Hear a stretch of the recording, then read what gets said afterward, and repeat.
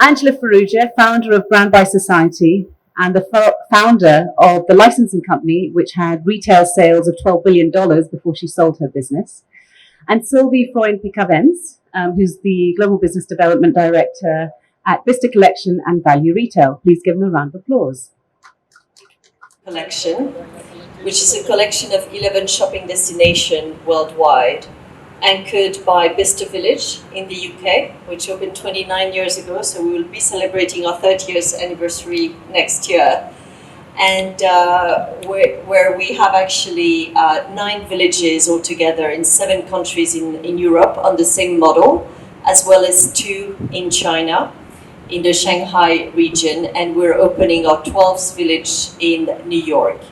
So our business model is quite interesting because it's really at the intersection between real estate, in the sense that we develop our own properties, which are always an hour outside of a main city.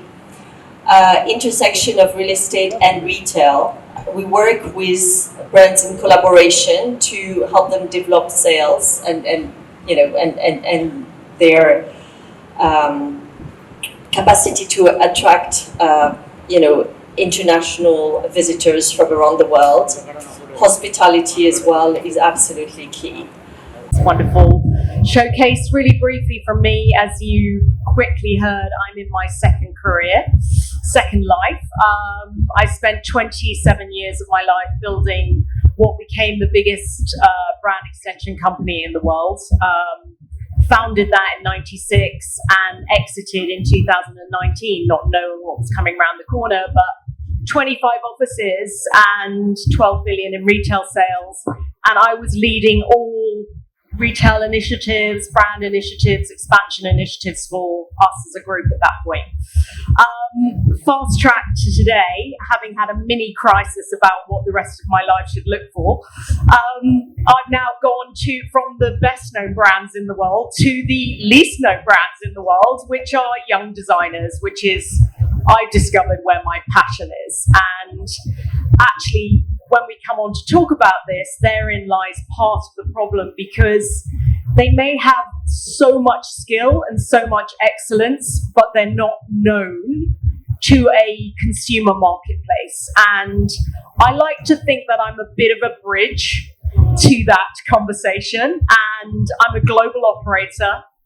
I'm not a UK just operator. I operate globally. So very much into looking at how brands really are part of their whole emerging experience, if you like, and where they can go, where they have permission to go in a new environment. Thank you. I'm actually going to stick with you, Angela, if you don't mind. So you have worked on helping a plethora of brands grow and scale and reach new markets.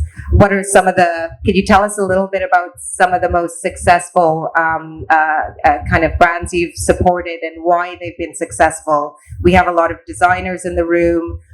We're talking a lot here about partnerships and collaborations, and that's key.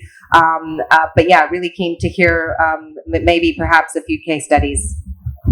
Okay, so I've sat on the couch with J-Lo.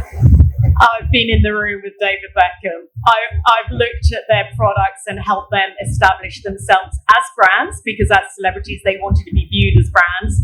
But also I remember taking the call at my desk when Coca-Cola phoned me and said, Angela, when you open up your business in China, we will be your first client. And I'm like, okay, this is great.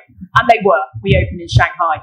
Today's challenges are entirely different, because we're dealing with people who are the heart and soul of their own business. And some of you know I lecture at Central St. Martin's on the MA fashion team. And I know that I've got a Stella, an Alexander McQueen, Richard Quinn in the audience, but they don't know it. They kind of can see that end goal, or not even the end goal, part of the way, but they don't know it. So, yes.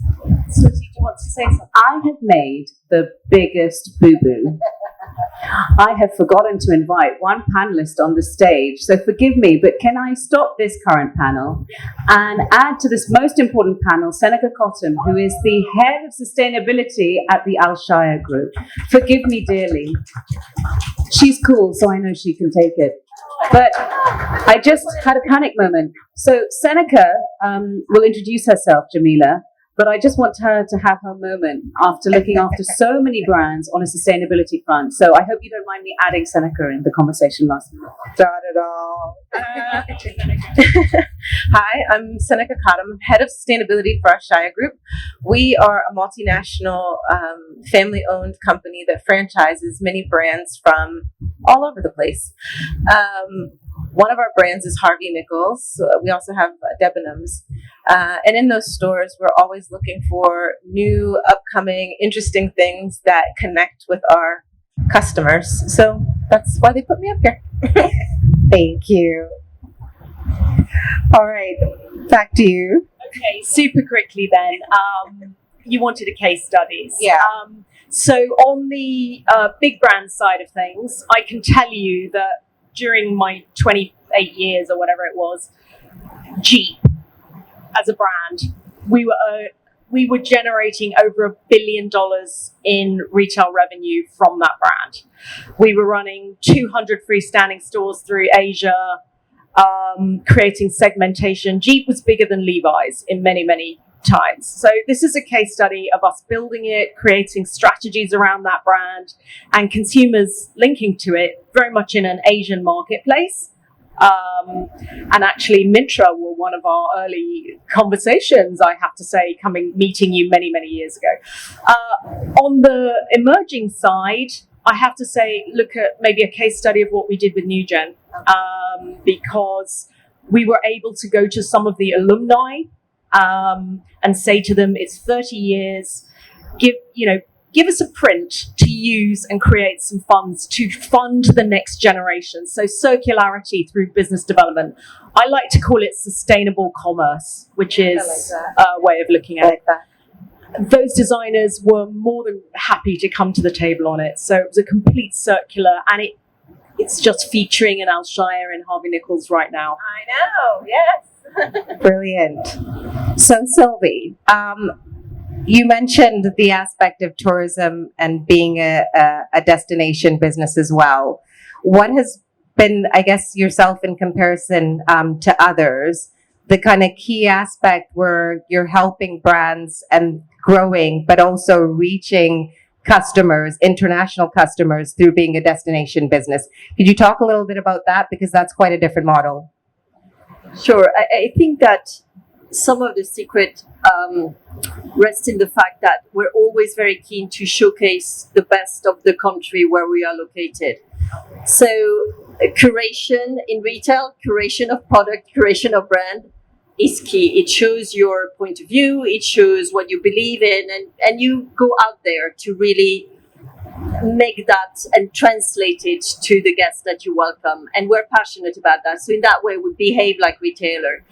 And showcasing the best of each country where we are, Italy, Germany, France, China, the UK, etc., is a platform that then, if you make sure that you set yourself up to welcome your guests the best possible way, and we communicate in what we call internationally, we communicate that our destinations are places where people will find the best of the country as well as feel comfortable. So it's trading these two elements.